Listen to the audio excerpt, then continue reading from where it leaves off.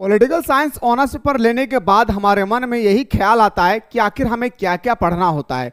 तो दोस्तों, आप लोगों को ये पता होने से पहले आप लोगों को सबसे पहले ये भी पता होना चाहिए कि मैंने तो पॉलिटिकल साइंस बहुत ही अच्छी तरह से ले लिया, अब मेरे भाई इसका सिलेबस कहाँ मिलेगी। तो डोंट वरी, आज इस वीडियो के माध्यम से मैं आप लोगों को बताने वाला हूँ कि सिलेबस आप कहाँ से डाउनलोड कर सकते हैं।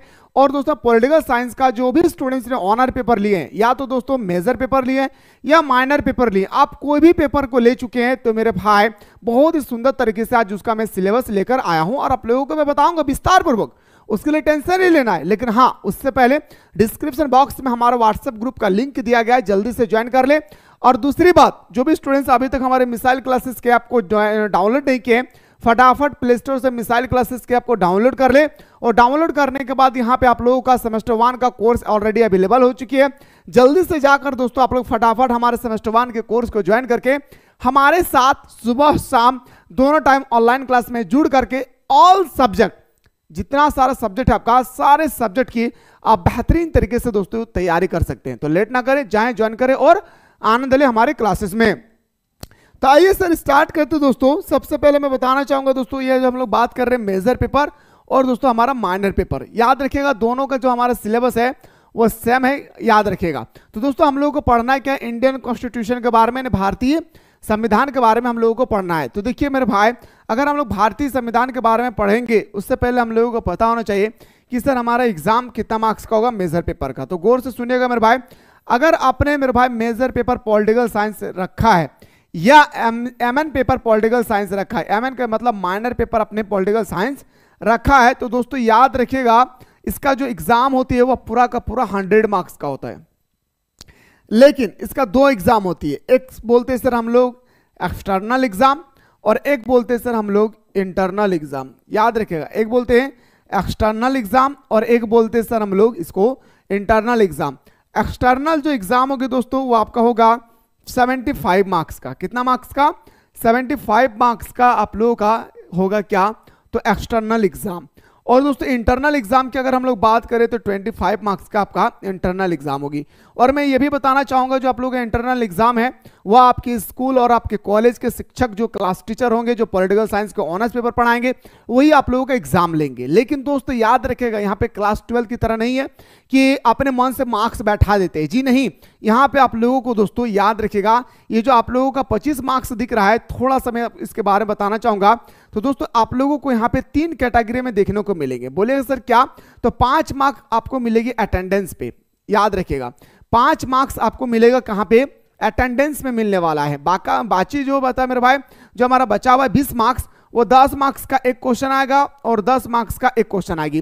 टोटल आप लोगों का 20 मार्क्स का जो एग्जाम होगी वो इस तरह से होगा। जब आप लोग 20 मार्क्स का एग्जाम देने के लिए जाएंगे तो आपके सामने 3 या 4 क्वेश्चन होंगे, 3 या 4 क्वेश्चन होंगे, जिनमें से आपको 2 ही प्रश्न का उत्तर करना होगा और आप लोगों को इजीली से दोस्तों मार्क्स मिल जाएगी। लेकिन हाँ, 5 मार्क्स आपका बिहेवियर हो या आपका अटेंडेंस हो या आपका दोस्तों टीचर्स के साथ लगाव हो, वो उसके ऊपर डिपेंड करता है। वो कितना मार्क्स देंगे 5 मार्क्स में, वो उनके ऊपर निर्भर करती है, आप नहीं देख सकते भाई, ठीक है या। लेकिन हाँ याद रखिएगा, इसमें भी पास फेल होता है। 25% में मेरे दोस्तों आपको 40% लाना कंपलसरी है, ठीक है। 25 4 100 यानी आपको 10 मार्क्स लाना होगा। अगर आप 10 मार्क्स नहीं लाते हैं तो फिर आप फेल हो जाएंगे, इस बात को भी ख्याल रखिएगा, ठीक है। आइए सर अगला क्वेश्चन में बात करते हैं। सबसे पहला दोस्तों हम लोग को यूनिट पढ़ना है। वहां पे हम लोग क्या पढ़ रहे थे, चैप्टर पढ़ रहे थे। क्लास 1 से लेकर क्लास 12 तक हम लोगों ने क्या पढ़ा, चैप्टर 1 2 3 नहीं, यहाँ पे आपको यूनिट पढ़ना होगा और यूनिट के अंदर में आपको पढ़ना होगा क्या, चैप्टर। ओके, देखिए यूनिट नंबर 1 की अगर मैं बात करूं तो उसमें आप लोगों को पढ़ना है क्या, तो बताएंगे सर प्रस्तावना और भारतीय संविधान की प्रमुख विशेषता। नहीं, भारत के संविधान की जो प्रस्तावनाएं हैं वो आपको स्टडी करना है। देन इसी में आपको डिस्कस करना है मेरे दोस्तों क्या, तो बताएंगे सर हमारा भारतीय संविधान की जो कॉन्स्टिट्यूशन को जो हमारा फीचर्स है, इसके बारे में आप लोगों को डिस्कस करना है। फिर हम अगर बात करें दोस्तों हम लोग का लेसन 2 की ओर, यूनिट नंबर 2 की ओर, तो इसमें हम फंडामेंटल राइट्स और फंडामेंटल ड्यूटीज, यानी मेरे भाई यहाँ पे आप लोगों को मौलिक अधिकार और मौलिक कर्तव्य के बारे में पढ़ना है। ये अभी जो मैं बता रहा हूँ इसमें आप लोगों को मौलिक अधिकार और मौलिक कर्तव्य के बारे में आप लोगों को स्टडी करना है सेमेस्टर 1 में, ठीक है।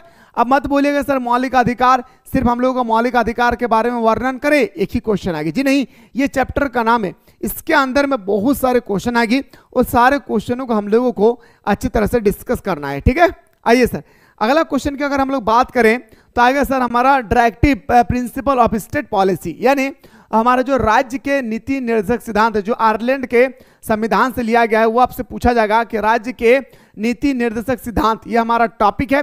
इस टॉपिक के अंदर में हम लोगों को क्वेश्चन आंसर डिस्कस करना है। ठीक है, चौथा अगर हम लोग बात करते हैं, चौथा में आता है हमारा क्या, संघ कार्यपालिका। अब कार्यपालिका के बारे में अगर हम लोग बात करें तो राष्ट्रपति के बारे में भी डिस्कस करना है, प्रधानमंत्री के बारे में भी डिस्कस करना है, और दोस्तों सर्वोच्च न्यायालय के जो हमारे मुख्य न्यायाधीश होती है इसके बारे में भी हम लोग को डिस्कस करना है। देन दोस्तों जो हमारा विदेश मंत्री होता है, भारत का विदेश मंत्री है, उस विदेश मंत्री के बारे में भी डिस्कस करना है। जो दोस्तों हमारे पूरे देश का एक तरह का जो बागडोर होती है उसके बारे में हम लोगों को डिस्कस करना है। नाम मात्र का सिर्फ और सिर्फ राष्ट्रपति और प्रधानमंत्री दिया गया, बाकी सबके बारे में आप लोगों को एग्जाम में क्वेश्चन पूछा जाता है। फिर अगर मैं बात करूं दोस्तों हम लोगों का, याद रखिएगा 5 नंबर में संघ विधायिका। संघ विधायिका मतलब मेरे दोस्तों लोकसभा के बारे में भी डिस्कस करना है और राज्यसभा के बारे में भी आप लोगों को डिस्कस करना है। लोकसभा राज्यसभा में क्या डिफरेंट है, लोकसभा के सदस्य राज्यसभा के सदस्य, मतलब पूरा विस्तार पूर्वक इसमें आप लोगों को प्रश्न पूछे जाएंगे। ठीक है, इसलिए तो कह रहा है मेरे भाई, अगर आप चाहते हैं सर मुझे अच्छी तरह से तैयारी करना है तो प्ले स्टोर से आप ही डाउनलोड करें मिसाइल क्लासेस के एप्लीकेशन को, और डाउनलोड करने के बाद फटाफट जाकर के आप लोगों का सेमेस्टर 1 का कोर्स ऑलरेडी अवेलेबल हो चुकी है। लेट ना करें, जाएं ज्वाइन करें दोस्तों, आनंद ले हमारे साथ सुबह शाम दोनों टाइम। बड़ी मजा आने वाला है मेरे भाई हमारी क्लास में, क्योंकि एकदम साधारण लैंग्वेज में, एकदम झारखंडी लैंग्वेज में एकदम दोस्तों आप लोगों को बताया जाता है, और नोट्स भी वैसा ही होता है एकदम साधारण भाषा में भाई। ठीक है, आइए सर बात करते हैं अगला टॉपिक पे। अगला जो टॉपिक है मेरे भाई सर्वोच्च न्यायालय, यानी मेरे भाई सुप्रीम कोर्ट, और दोस्तों हम लोगों का जो हाई कोर्ट होती है, सुप्रीम कोर्ट और हाई कोर्ट के बारे में पूरा डिटेल्स में हम लोगों को स्टडी करना है। किसके बारे में, सुप्रीम कोर्ट और हाई कोर्ट के बारे में पूरा डिटेल्स में हम लोगों को क्या करना है मेरे भाई, हम लोगों को स्टडी करना है। तो सर्वोच्च न्यायालय और दोस्तों हमारा न्याय सक्रियता क्या है, जुडिशियल एक्टिविज्म क्या है, इसके बारे में भी आप लोगों को डिस्कस करना है। ठीक है, तो ये जो दोस्तों हम लोग डिस्कस किए हैं मेजर पेपर माइनर पेपर, ये हमारा VBU, मेरे बात को गौर से सुनिएगा। अभी जो हम लोग डिस्कस कर रहे थे ये हमारा था क्या, VBU, विनोबा भावे हजारीबाग यूनिवर्सिटी का ये सिलेबस था। किसका था मेरे भाई, विनोबा भावे यूनिवर्सिटी हजारीबाग का ये सिलेबस था। अगर आप चाहते सर मुझे BBMKU को चाहिए, मुझे नीलांबर पीतांबर का चाहिए, मुझे कोल्हान यूनिवर्सिटी का चाहिए, मुझे SKM university Sidhu Kanhu Murmu university की चाहिए, या तो मुझे हमारा रांची यूनिवर्सिटी का सिलेबस दिखाइए, तो जो भी आप लोग यूनिवर्सिटी से रिलेटेड है एक बार कमेंट कीजिए दोस्तों, मैं आप लोगों को विस्तार पूर्वक कमेंट में बताऊंगा कि आपके यूनिवर्सिटी में क्या क्या पढ़ना है आपका सेमेस्टर 1 में। फिलहाल बात करता हूं दोस्तों नेक्स्ट सब्जेक्ट के साथ।